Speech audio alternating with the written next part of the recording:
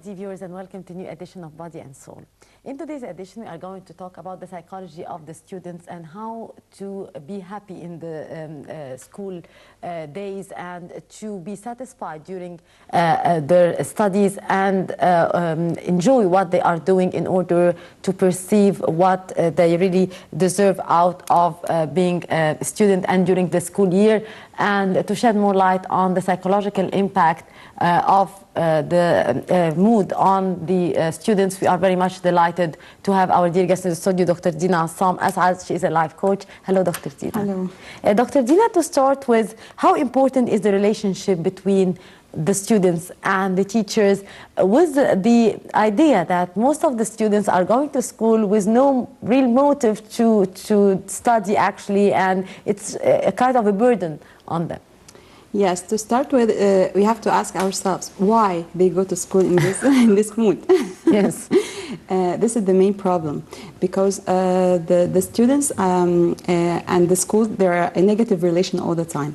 I don't know why. Why? Why is the big question that we have to deal with so we can solve this conflict. The problem that they are forced to do things that maybe they don't like. The problem may be in their colleagues. The problem may be in the way of teaching. And the main problem is the teacher and the relation between the teacher and the student. Because sometimes, and I do believe that most of the time, the teachers are becoming more friendly, kind of a friend to the students somehow. So why do you see still the relationship between the teacher and the students this way? I think that the teacher is always loaded, and they have curriculum that they have to finish, and they are focusing on this. And building a relation between the teacher and the student, sometimes it happens, but sometimes it's not all the time happening. So the problem that they are forced, the students in different ages, maybe from 3 years old, or maybe younger than this, they don't like to force them to do something. You know, if you give them the right to choose, everything will be different. Yeah. The problem that they starting which year, which age? From 3 years, and maybe sometimes from 2 years, they have to choose what to do. And even if you give them the right to choose, this will build their character, and they will maintain having responsibility, and they will be having their own character.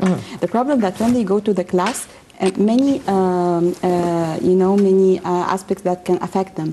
The teacher and the curriculum itself, it's not the way of teaching, and how they go to the tests and quizzes and so on. This is a force on them. Indeed, it's a burden, psychological. Yes, it's a burden, and they don't like this. If they, one of the students told me, if they will tell us that this test or this quiz is not graded, that would release the tense and the burden and everything. They will go just having to evaluate their scores and so on, without being tested or burdened with their final grade, or compared with others, and being in competition and so on.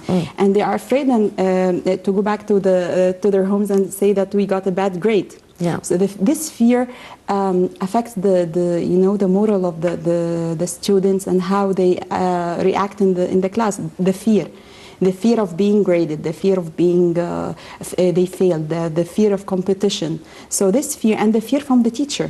The teacher, some of the teachers, they're really aggressive with the students when they got bad grades. Yeah. So all of these reasons, they force the student to have a negative relation with the school. Yes, indeed. But now we'll take this report about the relationship between the teacher and the students, whether we are teacher, parent, relative, boss, or community member. Each of us has a chance to make a positive and impactful difference in the child's life. A teacher put a class assignment for her student at a school in the US that said, "I wish my teacher knew that," and they had to fill the space. The results were enlightening and moving. Here is the story.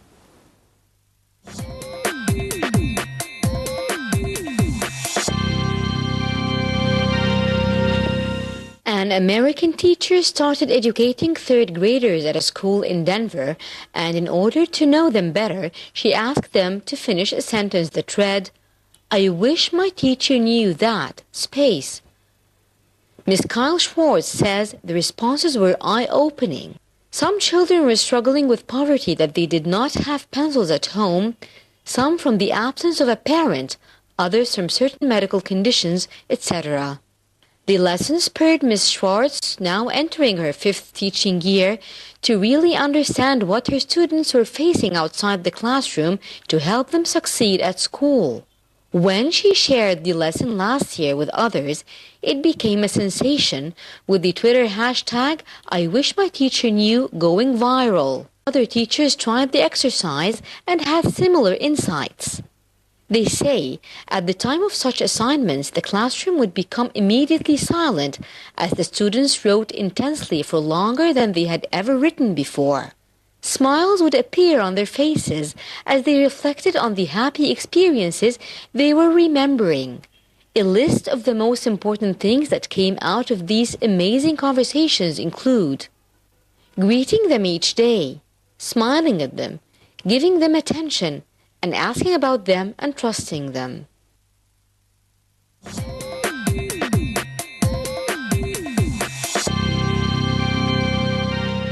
Welcome back. We continue our interview here with Dr. Dina Asad about the relation between the teacher and the student. Dr. Dina, how do students view their teacher, and do you believe that the teacher has a big responsibility here of changing the stereotyping that many students do have in their minds? Yes, for sure. We always say connection before correction, okay? So we always ask the teachers to connect first with the students and build rapport. And rapport is to build like an intimate relation filled of love, for love, compassion. They can consider everything related to this child, from his ability, from his mood, from his character, and so on. So this may affect him. And always, we also ask the teacher to be positive and say positive words. The effect of positive words on the child is amazing. It's magic, you know. And in some schools, and when the students have quizzes, and if it's graded from 10, for example, when they do 5 mistakes, most of the teachers put it in red and put cross. But in some other schools which encourage the students, they give them +5. So you got +5 marks from 10, not 5 and crosses and red and so on. This really impacts the students. But there should be as well punitive measures if the student did something wrong or he did not study well. So how the teacher could play that in an intelligent way? Yes. First of all, I'm against punishment. All the time, I'm against punishment, yes. Even at home or only at school? All the time. What is punishment? We have to treat the kids as we treat ourselves. So if you do something... Well, we are punished most of the time. No. If someone gives you punishment, if you do something wrong at home, and someone give you a punishment, say you will not go to anywhere or give you bad words, what did this affect? How it affects you? Of course, in a negative way. Of course, in a negative way. Do you think that this would be motive for you? Never. But it won't be a motive, Dr. Dean, and correct me if I'm wrong, but it could be a deterrent for you not to repeat the mistake again. Yes, but we can do it. We don't focus on punishment. We focus on solutions. So what we do is we ask the child, this is our kind of punishment. It's not a punishment. It's a kind of, we will ask them, why this happened? Just tell me the reasons. And then sometimes they don't say anything. So we tell them, okay, choose a place, any place, and this is the calm place that you can go and think in your problem, in any problem that faces them. And then the student will, it will be a habit. And when they face problem and they make a mistake, they go and focus for the reasons why this happened, okay? And this really, then they come back to the teacher with the solution. So, for example, they get bad grade, so the teacher can tell them, okay, you can have your break, and they stay calm, and then come and tell me why and what are the reasons for this. And then the student, when the student, he or she sees respect from the teacher to know the reason, they will come with reasons. For example, I didn't study well, I have problems at home, I can't understand, and then so we can work on solutions. But what if we punished? what will happen? He will feel that he's not clever as much as the others.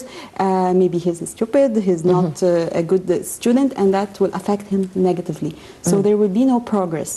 He will just study for the fear, because he doesn't want to fail, so he will not succeed, or he will succeed just out of the fear of failing, you know? So, yes, of course, but now as a teacher or as a mother at home or a parent, and my child did something wrong at home, or he did not study, he was not serious enough in his homework or whatever, what could be here the deterrence measure, or the deterrent measure, in order to stop him from doing that again? And you say that you are against punishment. Yes. So how can I stop him? Or if he responded to me in a negative way or in a rude way, how can I stop him? Because we have been raised that way, that if I did something wrong, we would be punished. Yes, all of us. But now all the science studies prove that this is not the correct action to do. So what we do, first of all, regarding the studying, one of the very, very strange thing that we always measure, that the student is very good and he's a perfect student when his grades is full marks or A, right? Who said so? Who said so? Not necessarily. Yeah, but the parents and the students, yeah, it's very important. And all the people just see him like this. But this is not the reality. Maybe he's not good in math, for example, but he's talented in music. So we have to discover. You cannot be talented in in all fields. Yes, maybe he is talented in arts. So first of all, we have to encourage the kids to discover the skills and the talent points in their character and personality, and this will be a very good motive for them to even study. If you know, sometimes I tell my daughter, she adores music and she really hates math, for example, and say to encourage her to study math, I always give incentive. Right. Yes, incentive. Go and you have a music lesson, go and do your art or whatever you want, but you have to study math. You don't have to get A, but you have to. Again, Dr. Dina, that you are giving her an incentive because she did something, she did a plus. But if she did something wrong, why? You have to check why. Nothing in this world can happen like this. Why? I can just not do my homework because I want to play on the iPad. I'm playing a game, or there is a rule I'm that we busy always with my friends or whatsoever. Yes, but if you build rapport and connection in school or at home, this would be different. For example, if I come here and tell my kids or the student, let's have an agreement. For example, you have to study, and we let the child or the kid put this agreement by him or herself. We don't put it as a parents or as the teachers. We let them put this agreement by themselves. So tell me how many hours you want to study for today. He can say, for example, 2 hours. And for the iPad, he can say 2 hours also. So we can tell him no. For the iPad, we have to sit together.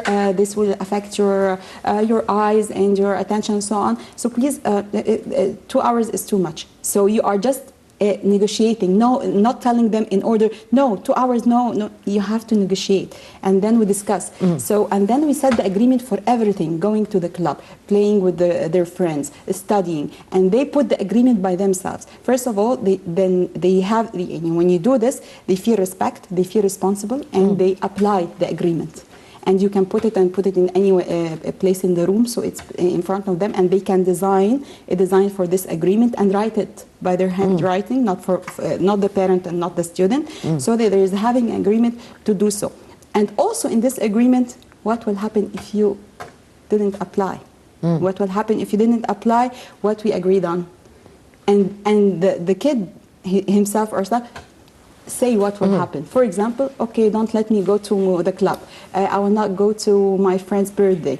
Okay, they choose, but this is not a punishment in this way.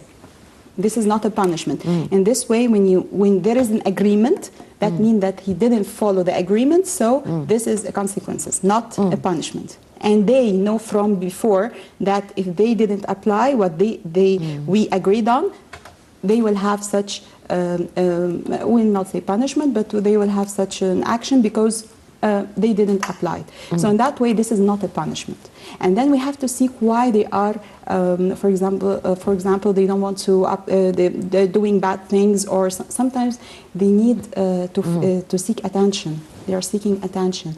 They do rude things just to tell their parents, we are here. Indeed. Dr. Dina, we are joined over the phone by Dr. Samah Khamis, an expert in the education and life coach. Dr. Samah, how are you? Hello. Hi. How are you? How are you? Dr. Samah, you are an expert in that field of education. So how do you see the impact of the relation between the teacher and the students on the students and their psychological sides? Well, it's true, yes, that I've been an expert. I've been teaching now for like 18 years. And throughout that time, I've noticed that teachers not only play the role in education, but also in the formation of the student's self-image. So, as you all know, that there are sources of maintaining the self-image. There are internal and there are external sources. So, for instance, the internal meaning the way I see myself, and the external usually comes from sources like family and school. When we come and talk about schools, what comes to our minds are teachers and also colleagues. So teachers, actually, they are pillars, you know, they form the first image that the student gets about himself, the way the teacher responds to the student, the way even he looks at him, the way he praises or reprimands him. So some people may take these things lightly, but actually they start to form the very first steps in the walls of his self-image. So they're very important. Yes. So how the teacher could gain the love and compassion of the students? By actually delivering this love and compassion first. So when the student feels that this teacher really cares about him or her as an individual, automatically this this bond, this emotional bond starts to take place. So the teacher needs to actually eye her students individually. It's not like the whole class or class so-and-so is good or that class is bad, but she should actually maintain some kind of a personal rapport between her and her students. This is really very important. Indeed. So once that happens, besides students at that age, if they were talking about teenage, then they will tend to usually, you know, like test their teachers, see if they're genuinely caring and they really mean it or not. So a teacher should also have a very strong personality, should actually draw certain lines for her students, making them very clear that they should not trespass these limits. And once that is done, the students find themselves connected to that teacher, look up at that teacher, and they really want to maintain such a bond with her. Indeed, Dr. Samah Khamis, educational expert and life coach, thank you very much for your precious input and for being with us. Back to our dear guest in the studio, Dr. Dina. Dr. Dina, how does the teacher attitude affect the student? For sure, it affects the student maybe more than 90%. You know, if the teacher encourage the student with positive words, and even if this student is weak in this subject, she can see magic happening in improving of this student by saying, you can do it, I know you can, you are capable to do this, I'm sure you will, you are very clever, you are really smart, and so on, by encouraging and building a connection and love and that she can consider, and she asks him in a good way, what happened to get this bad grade, so let's work on it, what do you need from me to help you, ask me, what you want me to explain more, ask me, tell me what happens for getting this grade, and when she gets the reason, she, okay, let's work together to improve and solve this problems that you have, so you can get better results in the next exam, for example. Yes, indeed. How different is the student-teacher relationship in early school years and then at the senior years? Okay, the difference here that in early school years, both of them, the rule is connection and being friendly. and rapport. But maybe in the young age, it's not that much. They love the teacher and feel that it's she is like their mothers, and they feel like this and attached to the teacher. But maybe for the senior years, starting from the teens, and the teens, by the way, are not starting from 13, 14, and so on. It can start from 9 or 10 years. This it can be. So in these years,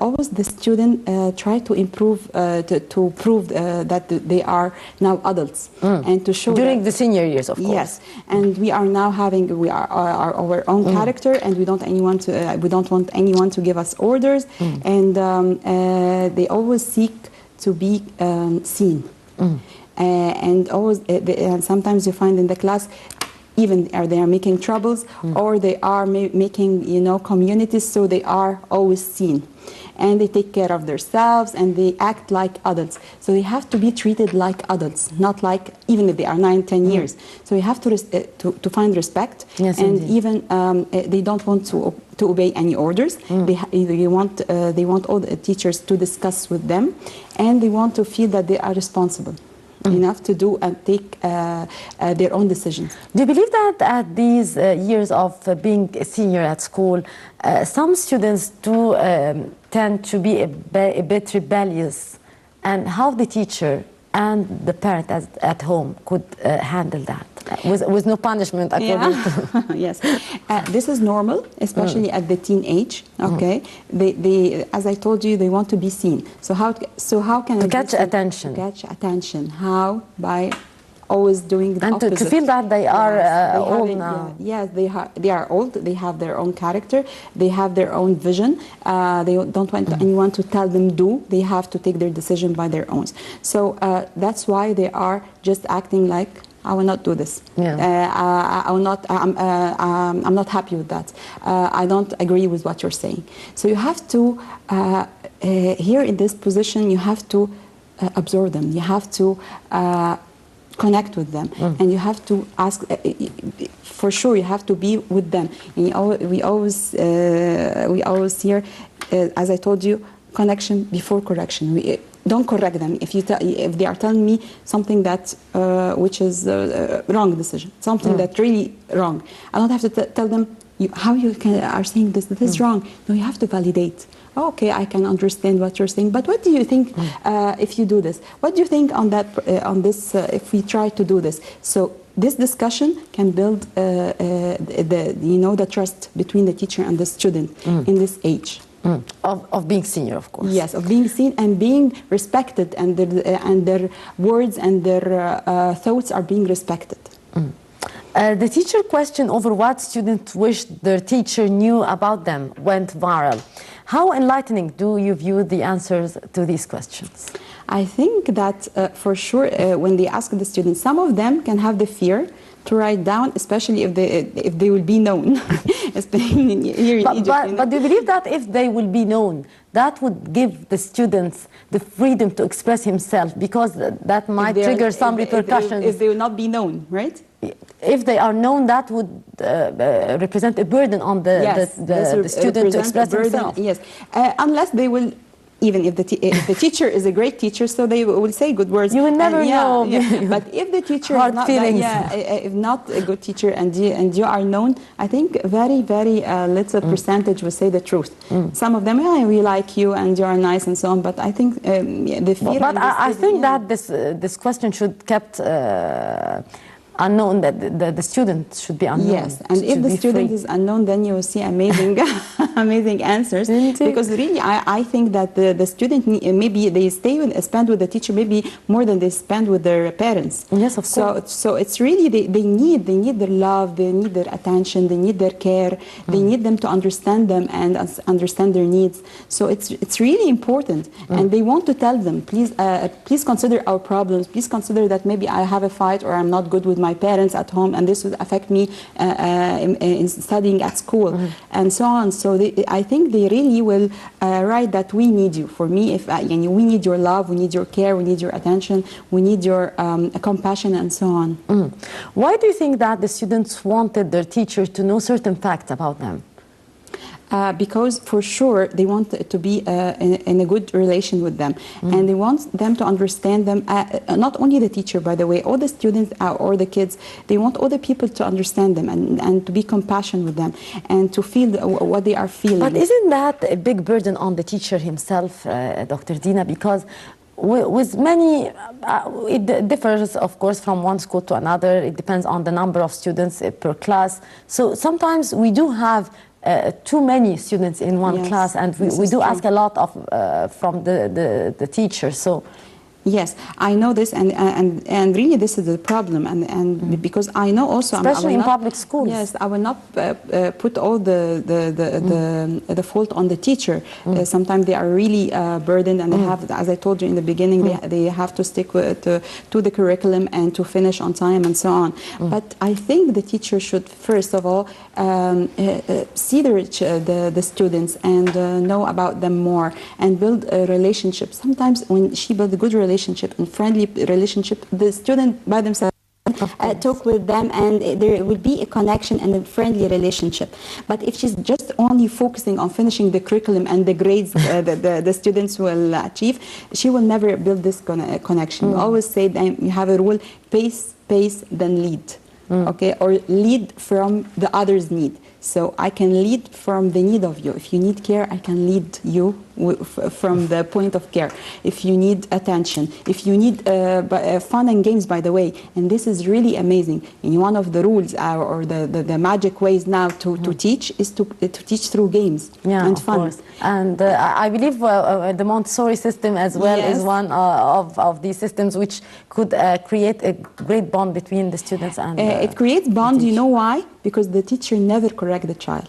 Never. Even if the child is mistaken. Even if they say wrong information, they never correct, but they teach it to them. Show him. Yeah, they show and they tell them, but by another way, but not you are wrong. They never correct, and also they give them the space to choose what they want and what they want to learn. Indeed, Dr. Dina Assam, Asad Life Course, thank you very much for being our guest. And with that, our dear viewers, we come to the end of this edition of Body and Soul. Hope you have enjoyed it. Until we meet again, I'm Rabia signing off.